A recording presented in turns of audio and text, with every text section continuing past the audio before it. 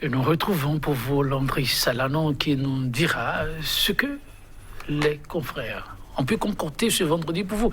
Oui, c'est le dernier rendez-vous comptant pour la revue de presse. Landry Salanon, bonjour. Bonjour, Joël Itonji. Alors, ce vendredi, ça se clôture comment ? Écoutez, sommes-nous déjà dans le mur au Bénin? C'est en tout cas l'avis de certains acteurs politiques qui pensent qu'il faut qu'on se parle. À la fois les acteurs de la mouvance, de la société civile, également de l'opposition. Boni-Yayi, d'ailleurs, au cours de son déplacement, a réitéré cet appel à l'endroit de Patrice Talon, un dialogue national. Il faut donc se parler.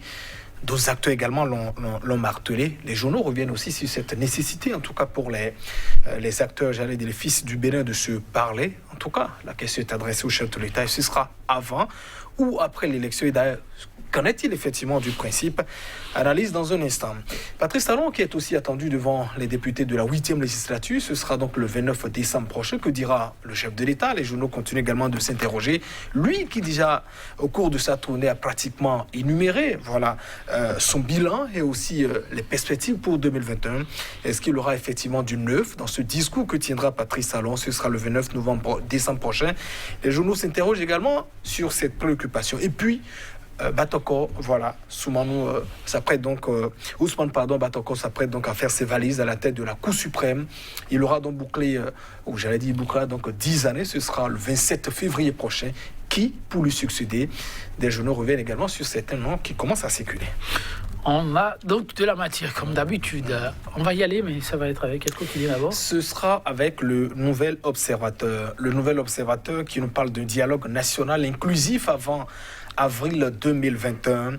La panacée obligatoire pour la paix socio-politique pourra-t-elle avoir lieu? S'interroge le journal avec cette image du chef de l'État Patrice Talon à la une. On parle de la violation des droits du prisonnier Ferdinand Combeti, ce militant de l'USL, l'Union sociale libérale, toujours pas présenté au juge. Que lui reproche-t-on exactement? S'interroge donc le journal, le Nouvel Observateur. Et puis annulation du concours des magistrats. Toute la vérité est-elle déjà dite? S'interroge par ailleurs le quotidien en sa manchette. Dynamise Info parle de ce discours attendu du chef de l'État sur l'état de la nation. Ce sera le 29 décembre prochain devant la représentation nationale. Les députés, que dira Patrice Talon de nouveau après ses adresses dans les 60 communes du Bénin? Le journal qui semble en tout cas conclure déjà que tout pratiquement a été dit au cours de la tournée du chef de l'État Patrice Talon.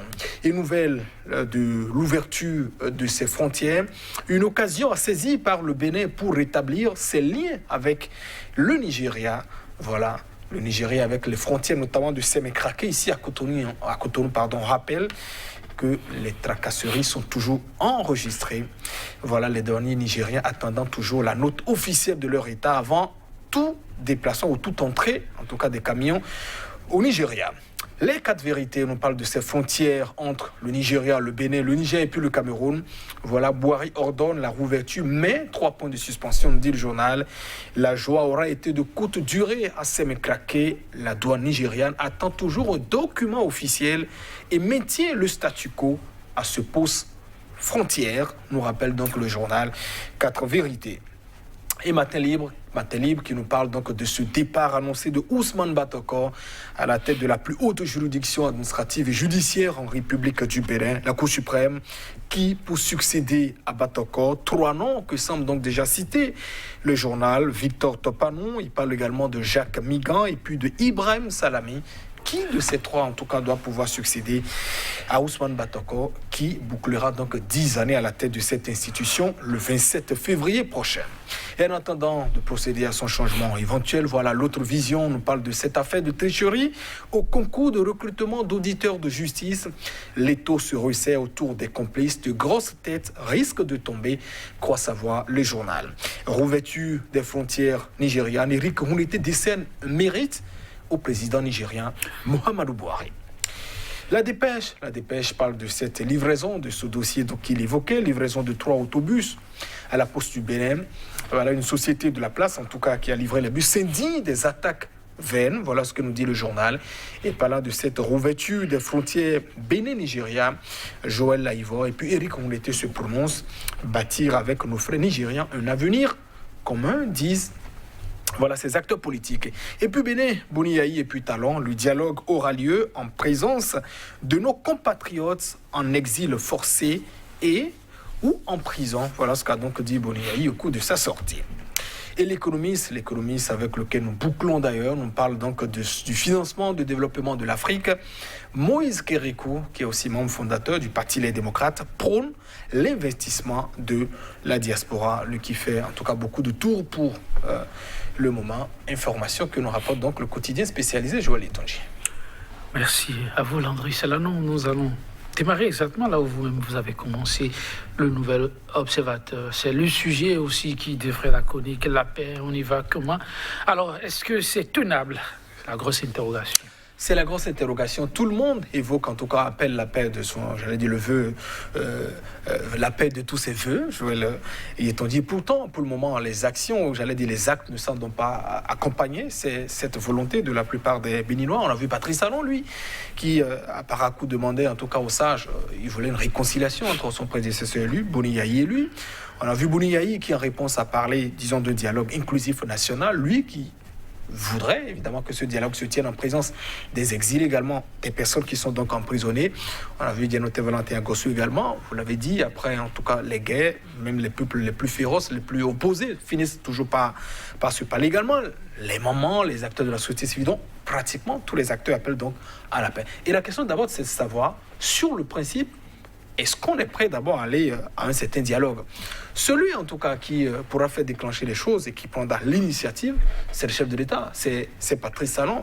On l'a écouté au cours de cette tournée, souhaité en tout cas qu'on puisse s'organiser pour que les événements douloureux, ces mots qu'on a enregistrés, en tout cas, au cours des législatives de 2019, plus jamais on est en tout cas de ces gens de scène au Bénin. Donc, alors qu'on, sur le principe, on veut évidemment attendre le chef d'État principalement sur la question du dialogue. Et l'autre aussi, l'autre préoccupation, c'est de savoir quand est-ce que ce dialogue devra donc pouvoir avoir lieu.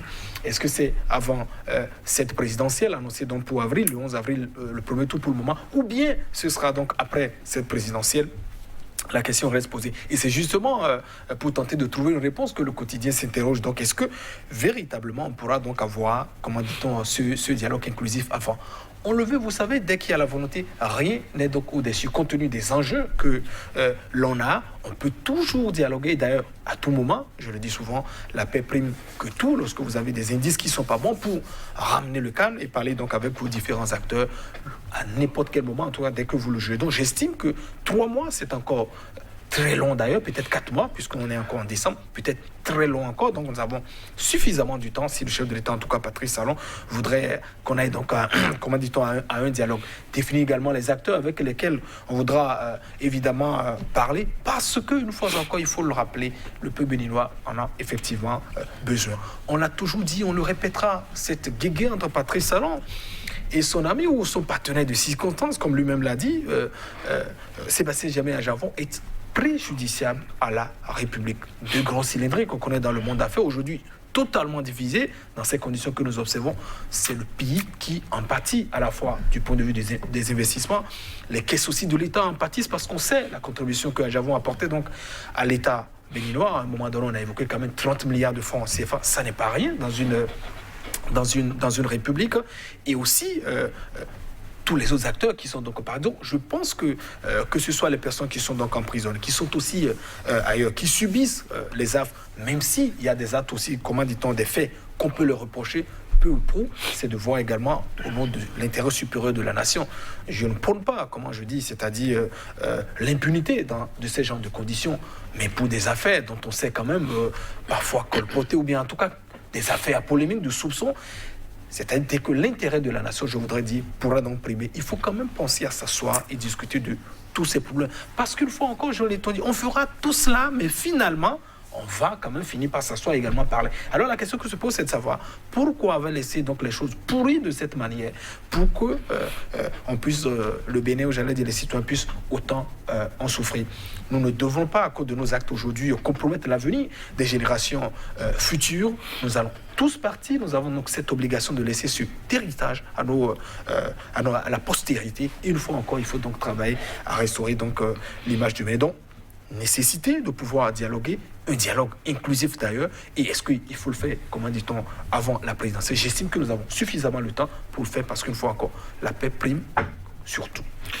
Oui, la paix prime surtout. Patrice Talon devant les parlementaires dans les tout prochains jours. La préoccupation à la une de Dynamisme Info.